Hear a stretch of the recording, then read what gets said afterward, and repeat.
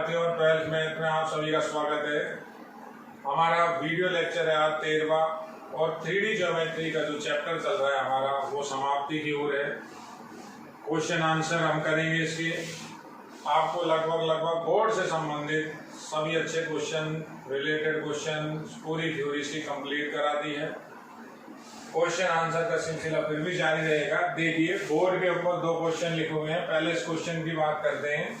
कह रहा दो बिंदुओं के जो पोजीशन वेक्टर हैं वो आपको दिए गए हैं P व Q, यानी जो P बिंदु है वो है 2, 1, 3 और Q पॉइंट है -4, -2, 1। बिंदु कहें, पोजीशन वेक्टर कहें, सब एक ही बात।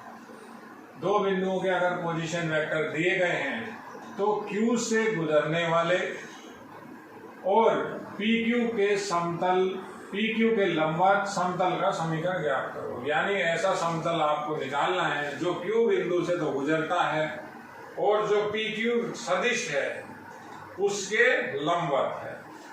कैसे करेंगे देखिए आप, मैं इसका एक डायग्राम बना रहा हूँ, सॉल्यूशन समझिए आप, बहुत इंपॉर्टेंट है। उस क्वेश्चन की बात बाद में करेंगे। मान लेते हैं हमें ये समतल निकालना है। बिल्कुल सिंपल क्वेश्चन होते हैं। डायग्राम आपको क्लियर समझ में आना चाहिए। आपको सबसे पहली बात बताइए, समतल में सबसे पहले आप तल के लंबवत dr बनाइए। ये तल है, इसके अभिलंबवत dr हो गए। समतल मुझे निकालना है, dr मैं मान रहा हूं A, B और C। देखिए आप, कह रहा है ये जो समतल है एक Q बिंदु से गुजरता है, एक पॉइंट है Q।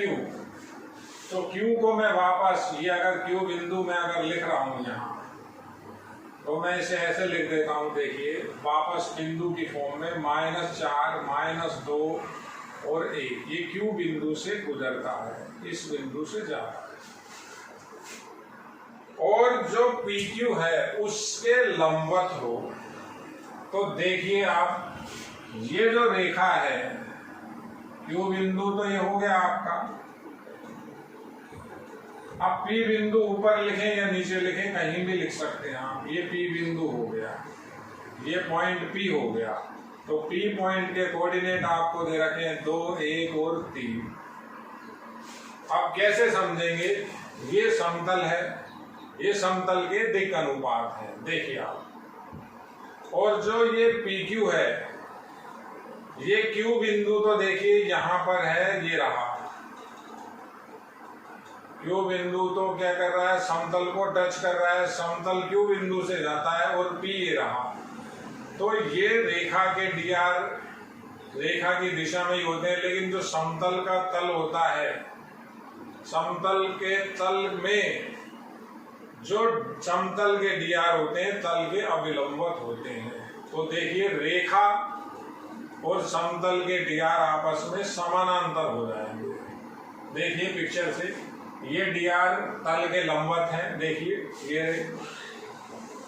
और ये जो समतल हमें निकालना है उसके लंबवत, इस PQ के लंबवत समतल पूछ रहा है।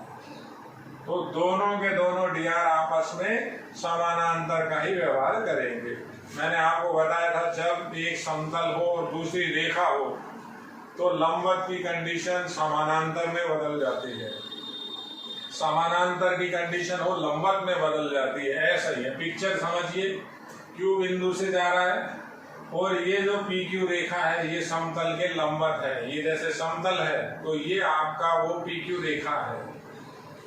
तो PQ रेखा तल के लंबवत हो गई, समतल के दिक् अनुपात तल के लंबवत हो गए। आपस में कंडीशन कैसी बन गई, लंबवत की। तो कैसे लिखेंगे, डायग्राम साइड में हो गया, लिखते हैं। माना समतल का समीकरण, समतल का कोई समीकरण बता दीजिए।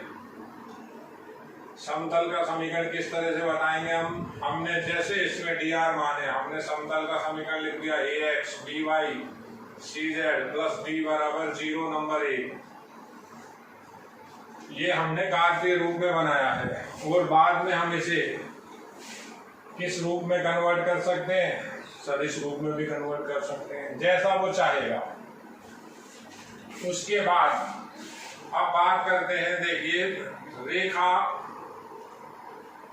PQ में D R alpha beta gamma हो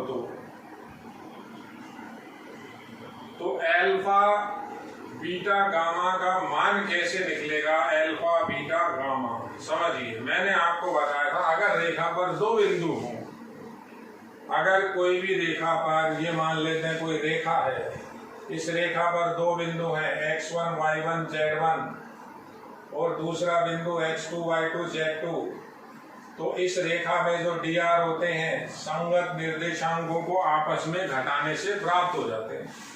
तो dr क्या बताते हैं हम इसके?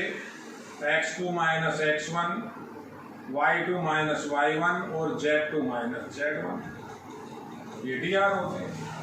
तो ये रेखा पर दो बिंदु दिए गए हैं आपको, ये आप चाहे इनकी सदिश फॉर्म लिखें, पोजीशन वेक्टर फॉर्म लिखें या इनको कार्तीय रूप में लिखें, एक ही बात है।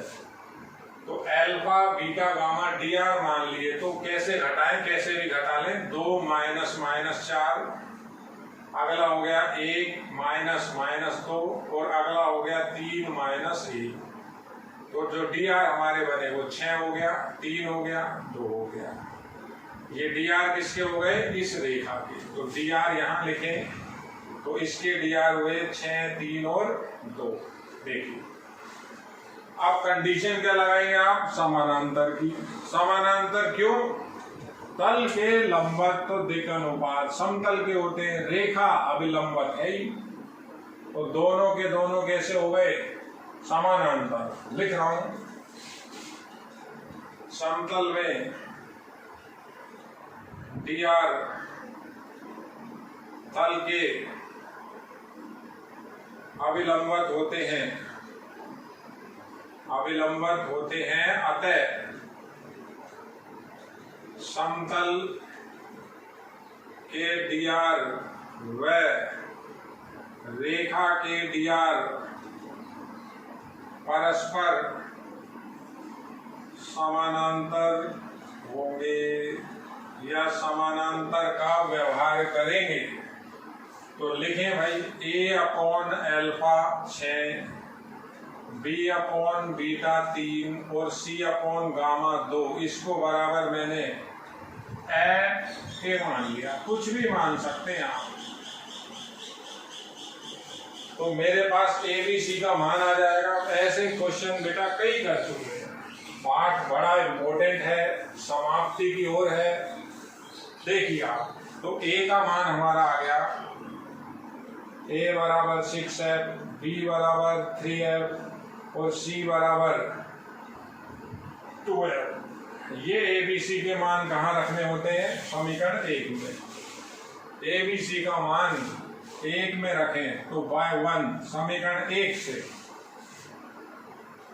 समीकरण 1 क्या हो जाएगी? ए बी सी का मैं मान रख दो तो क्या आ जाएगा? 6fx 3fy। A B C का मान रख रहा हूं, केवल सी का मान यहां रखेंगे, 2fz प्लस डी बराबर 0 नंबर 2। ऐसे दुनिया भर के क्वेश्चन में कर चुका हूं बेटा, इम्पोर्टेंट है, बोर्ड में इसी तरह के क्वेश्चन आते हैं, आप बहुत सावधानी से देखिए। अब हम बताएंगे, ये जो समतल है क्यू बिंदु से गुजरता है, समतल क्यू बिंदु -4 -2 1 से गुजरता है, तो ये बिंदु इसको संतुष्ट करेगा। x की जगह -4, y की जगह -2, z की जगह 1 रखेंगे तो क्या हो जाएगा? माइनस का x की जगह वैल्यू रखें 4 तो -24f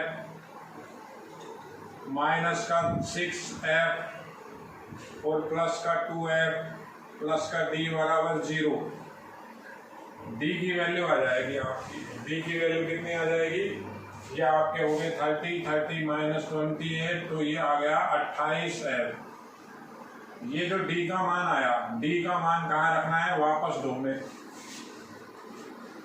तो क्या आएगा? 6fx 3fy 2fz plus 28f बराबर 0। d का मैंने मान रखा है, f कॉमन ले लीजिए, एफ कॉमन आ गया 6x plus 3y plus 2z और प्लस का 28 बराबर 0। एफ का मान 0 नहीं हो सकता, एफ 0 हो गया, एबीसी 0 हो जाएगा, समतल में डी आर ही नहीं रहेंगे तो समतल अपने आप का अपना सदिश रूप खो देगा, समतल का कॉन्सेप्ट ही खत्म हो जाएगा। तो एफ का मान 0 नहीं होगा, तो ये 0 कौन होगा, 6x 3y 2z प्लस 28 बराबर 0, ये समतल हो गया। अब अगर कहता है इसको सदिश रूप में बदलिए, तो सदिश रूप लिख देते हैं। इसका बड़ा सिंपल है, क्या लिखना है, आर वेक्टर डॉट, ये 6i हो गया, 3j हो गया और 2k हो गया। देखिए सिंपल बिल्कुल, 6i cap plus 3j cap plus का 2k कैप प्लस का 28 बराबर 0, ये इसका सदिश रूप है।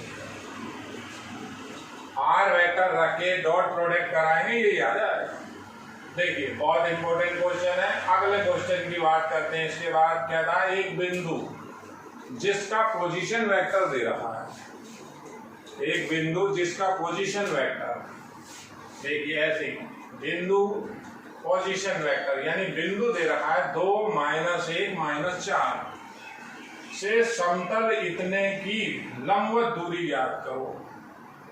तो लंबवत दूरी कैसे निकलती है, जैसे हम रेखा में काम करते हैं, उस क्वेश्चन की बात करते हैं। मैंने आपको 11वीं क्लास में जो कॉन्सेप्ट बताए हुए हैं उसी पे काम करेंगे, कोई नया सूत्र नहीं बताएंगे। यहाँ बुक में इसके लिए फॉर्मूला बना रखा है, फॉर्मूले बेटा कहाँ तक याद करेंगे। देखिए आप पहले रेखा का कॉन्सेप्ट समझिए, लाइन का कॉन्सेप्ट समझिए। मैंने ऐसा बताया था, अगर कोई भी पॉइंट x y हो या कोई भी पॉइंट अल्फा बीटा हो और मेरे पास कोई लाइन है, लाइन ये है ax plus by plus c बराबर 0, 2D की बात चल रही है, पुराना रिवाइज करा रहा हूँ।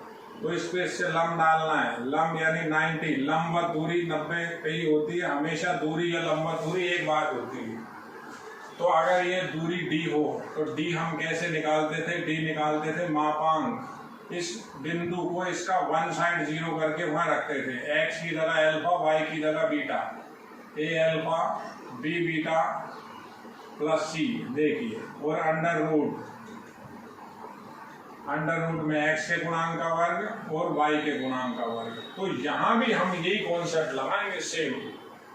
यहाँ क्या दिया हुआ है तो अलग बात। इस क्वेश्चन का सॉल्यूशन क्या कर रहा हूं, देखिए समतल का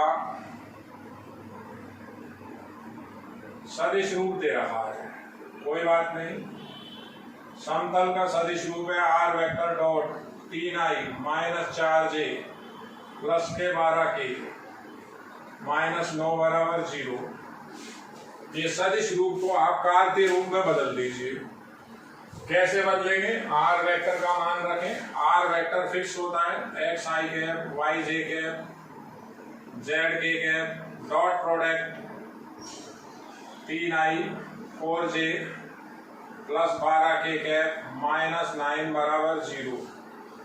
तो कार्तीय रूप बन जाएगा 3x -4y प्लस के 12z -9 बराबर 0। ये समतल हो गया आपका, ये हो गया इसका कार्तीय रूप। अब बात समझिए, कुछ भी नहीं है। इस समतल पर यहाँ रेखा पर लंब डाला है, अब समतल पर लंब डालना है। ये 2D का काम है, वो 3D का काम है, काम तो वही है, कॉन्सेप्ट वही है, गणित वही है। तो किस तरह से हम डालेंगे, देखिए इसको हम किस तरह से करेंगे। देखिए आप, मैंने एक समतल बनाया, डायग्राम की कोई नीड नहीं है। अगर बच्चा चाह रहा है कि सर मैं डायग्राम नहीं बनाना चाहता या मुझसे डायग्राम नहीं बनेगा, तो कोशिश कीजिए इसमें तो डायग्राम आप बना दीजिए। ये समतल है, ये इसके dr है, यहाँ dr का कोई हमारा लेना देना नहीं है, dr की मैं बात नहीं कर रहा। ये dr तो इसके छोड़ो आप, dr का यहाँ कोई लेना देना नहीं है। dr लिखना चाहो लिख दो, 3 - 4 और 12। अब इस समतल पर ये कोई बिंदु है, ये कोई भी बिंदु है। बिंदु क्या दे रखा है आपको? 2 - 1 - 4, 2 - 1 - 4। ये समतल का जो तल है,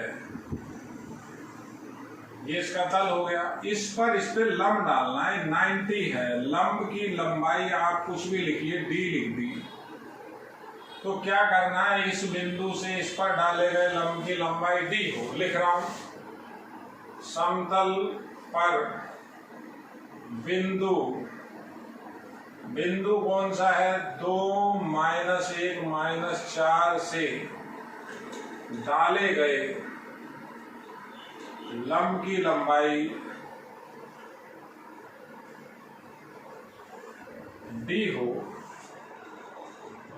तो d बराबर, अब देखिए आप, तो जो d निकलेगा, सबसे पहले लंबाई है, तो ये तो मापांक का निशान लगा है। अब क्या करना है, समतल का एक साइड 0 है, देखिए इस बिंदु को समतल में रख दीजिए। कैसे रखेंगे?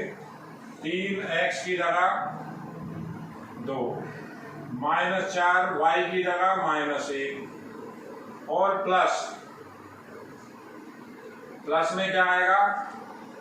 12 - 4 और -9। ये मान हमने x y z का ये मान रख दिया, x का y का z का। अंडर रूट में समतल में x के गुणांक का वर्ग 9, y के गुणांक का वर्ग 16, z के गुणांक का वर्ग 144। तो ऊपर की जो कैलकुलेशन आ रही है आपकी, ये जो कैलकुलेशन आप करोगे, इस कैलकुलेशन को देखें तो जो d आएगा मेरा 12, ये सब की कैलकुलेशन करोगे ये 47 हो जाएगा। तो d की वैल्यू आ जाएगी माइनस का 47 आएगा ऊपर, -47 नेगेटिव आ जाएगा, इसकी वजह से नेगेटिव आ जाएगा, अपॉन अंडर रूट 169। तो लंब की लंबाई हो जाएगी 47, तो मापांक हटा दिया हमने और ये हो गया 13, ये इकाई, ये इसकी लंबत दूरी हो गई। ये जो निशान है ये केवल और केवल मापांक के लिए लगाया है, दूरी जो हमारी हो धनात्मक हो। देखिए आप, बहुत इजी क्वेश्चन है। इसमें हमने जो कॉन्सेप्ट लगाया वो 11 से लगा दिया। हर तरह के सूत्र हम याद नहीं करेंगे, यहाँ समझिए बेटा। ये क्वेश्चन है आपका अगला, देखिए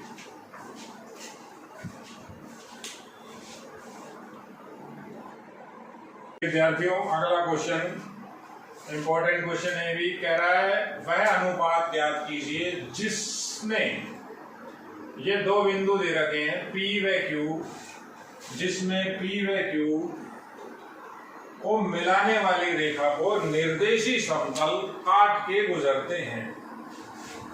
थोड़ा सा इसको आपको समझना होगा। हमारे पास कोई भी दो बिंदु दिए हुए हैं, देखिए ये दो बिंदु हैं, ये आपका बिंदु P हो गया, ये बिंदु आपका Q हो गया। इनको मिलाने वाली रेखा कह रहा है वह अनुपात बताओ इनको मिलाने, जिससे बिंदु इतने व इतने को मिलाने वाली रेखा को निर्देशी समतलों द्वारा काटा जाता है।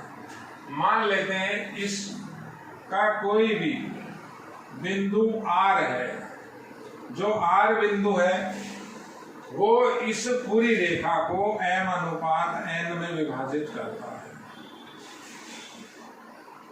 कह रहा है वह अनुपात बताओ, अनुपात हमसे पूछ रहा है, m/n की वैल्यू पूछ रहा है।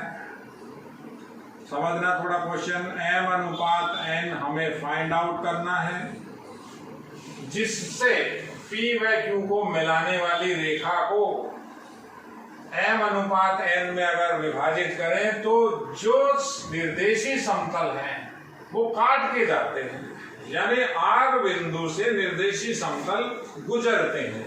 अब निर्देशी समतल की बात करें, देखिए ये निर्देशी समतल जो होते हैं किस तरह से होते हैं, ये x एक्सिस है, y है, z है। देखिए ये एक तल है, ये नीचे का तल है, इसको भी समतल ही बोलते हैं। ये जो निर्देशी तल है इसका नाम होता है ZX समतल, और इसका जो समीकरण होता है जो इसमें नहीं है, जहां y डिस्टेंस नहीं होती, तो इसका समीकरण होता है y बराबर 0। ऐसे ये एक तल है, निर्देशी तल या समतल एक ही बात है। इसका समीकरण क्या होता है, z बराबर 0। ये तल कौन सा, XY तल, तल या समतल एक ही बात। और एक ये है, इसको बोलते हैं YZ तल, इसका समीकरण होता है x बराबर 0। तो जो ये R पॉइंट है, इससे एक एक करके ये समतल गुजरते हैं। देखिए ये R बिंदु को फिर समझिए, कह रहा है वह अनुपात बताओ, अनुपात m अनुपात n का मान पूछ रहा है, जिसमें बिंदु इतने व इतने को मिलाने वाली रेखा को, ये मिलाने वाली रेखा को निर्देशी समतलों या तलों द्वारा काटा जाता है। तो हम ऐसा मान रहे हैं कि R बिंदु पर ये तल काटे जाते हैं। लिख रहा हूं, माना R बिंदु पर निर्देशी तल काटे जाते हैं या गुजरते हैं,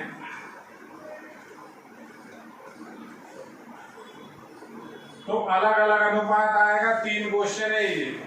ऐसा भी कह सकता था, इस अनुपात को बताओ जब समतल x बराबर 0 गुजरे, जब समतल y बराबर 0 गुजरे, जब समतल z बराबर 0 गुजरे।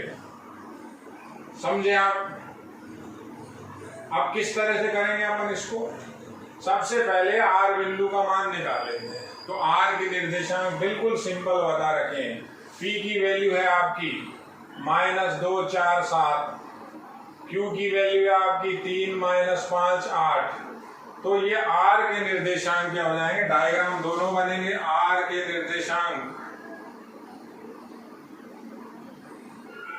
R कोऑर्डिनेट कैसे लिखा जाएगा, रिवर्स गुणा होता है। कैसे होता है, ये -2 का गुणा उधर, ये m का गुणा उधर। देखो 3m,